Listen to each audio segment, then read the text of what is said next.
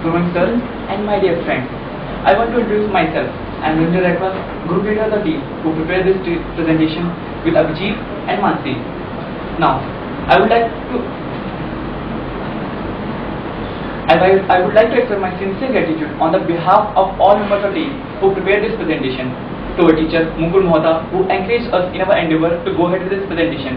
Now, without their encouragement, it was really impossible to make this presentation a success. We are very grateful to their guidance and support, which make this presentation a reality. Now, I would like to take permission from sir to start my presentation. Can I, sir? Thank you. Now, the topic of my presentation is operating system. The first question arises: what is operating system? And we know about operating system. Is there any? No? Okay. I will tell. Operating system is the program that controls the execution of an application. Operating system is the program that controls the execution of an application software and act as an interface between the user of computer and computer hardware. Operating system consists of programs and data that runs on computer, manage computer hardware resources, and provide a common services for the execution of an application software. Operating system is the link between the computer hardware and computer you are using. Operating system is the most important system software that in the computer system. Operating systems are found on almost any device, from cell phones and video game consoles to supercomputers and web servers. Without an operating system, we do not have a computer as we know it. Now I will tell you about the goals of an operating system. There are two main goals of the operating system. The primary goal of some operating system is convenient to the user, while the primary goal of some other operating system is efficient operation of a computer system. For example, operating system for small PCs is convenient, and operating system for large shared and multi-user system is efficient. Now, the next topic is layers of a computer system. The hardware and software that are used in providing an application to a user can be viewed in a layered and hierarchical fashion as depicted in a figure. The user of an application is called the end user. The end user views the computer system in terms of an application. The applications are expressed in a programming language and are developed by an application programmer. Utilities implement frequently used functions that exist in program creation, management files, and control of I/O devices. A programmer make use of the facilities in developing a program. Operating system is the most important type of system software. It masks the details of the hardware, means it hides the details of the hardware from a programmer and provides a programmer a convenient interface for using the system. Now, next topic is services of an operating system. There are various services of an operating system, like program creation, program execution, access to input-output devices, control access to the files, system access, error detection and response, and accounting. Now, what is program creation?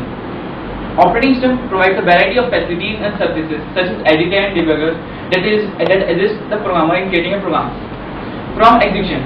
A number of tasks need to be performed to execute the program. Like the instructions and data must be initialized into the main memory, I/O devices and files must be initialized, and other resources must be performed. The operating system handles all the tasks. Access to the I/O devices. Each I/O requires its own peculiar set of instructions or control signals for operations. Operating system takes care of the details. Control access to the files. Operating system deals with the file format of the storage medium and the nature of the I/O devices. System access. The operating system provides access to a system as a whole and to specific system resources. And the access function must provide protection of resources and data from unauthorized users and must resolve conflict. Error detection and response. The operating system must take a response that clears the error conditions with the least impact on the running applications. Accounting. The operating system collects user statistics for various resources and monitors performance parameters such as response time to improve performance. Now, the next topic is kernel. It is the most important topic of an operating system. A portion of an operating system is in the main memory.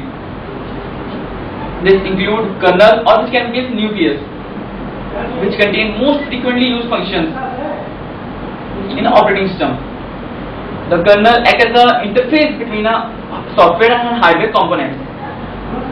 The kernel's primary purpose is to manage computer resources that exist, and allow other programs to run and use these resources.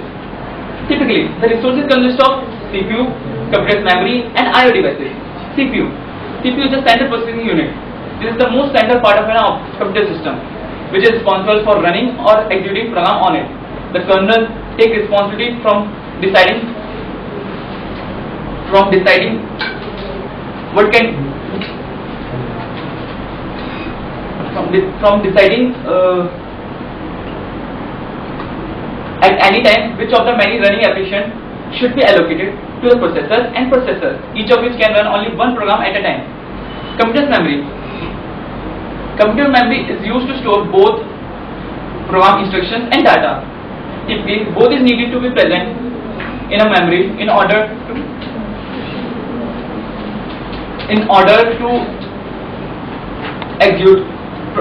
for a program to execute.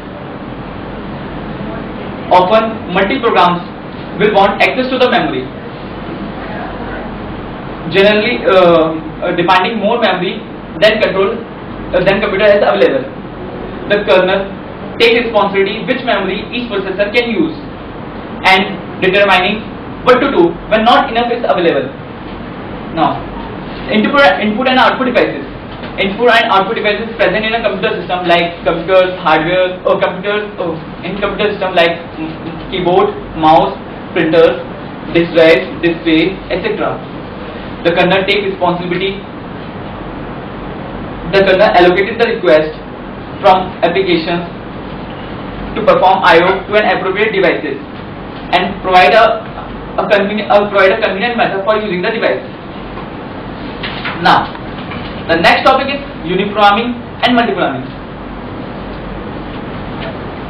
Even the job sequencing is done automatically by simple batch processing system, means uniprogramming.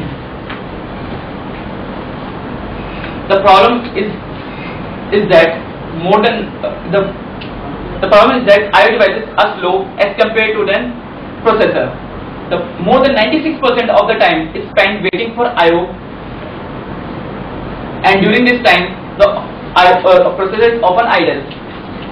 So, as you see in this picture, uniprogramming, a processor run the application, then wait for the I/O devices. Then when they get the time, then they run the application, then wait. It is so much wastage of time. So, in order to overcome the inefficiency, the concept of multiprogramming evolved. When there is room for one operating system and two user programs. When one job is need to wait for I/O, the processor can switch to other job, which likely is not waiting for the I/O devices. It is called multiprogramming or multitasking. As you see in this figure, in program A, the job is running, the application is running. Then when he waits for the processor, so he switches to the program B. Then he runs the application program B and then waits for program A and simultaneously work them. Now, this is called multiprogramming or multitasking. Have you all got it? Is there any query to anyone? No? Okay. I will continue my presentation. The next topic is example of operating system, and from here onwards, the Abhishek Kumar Thakur will continue this presentation. Thank you.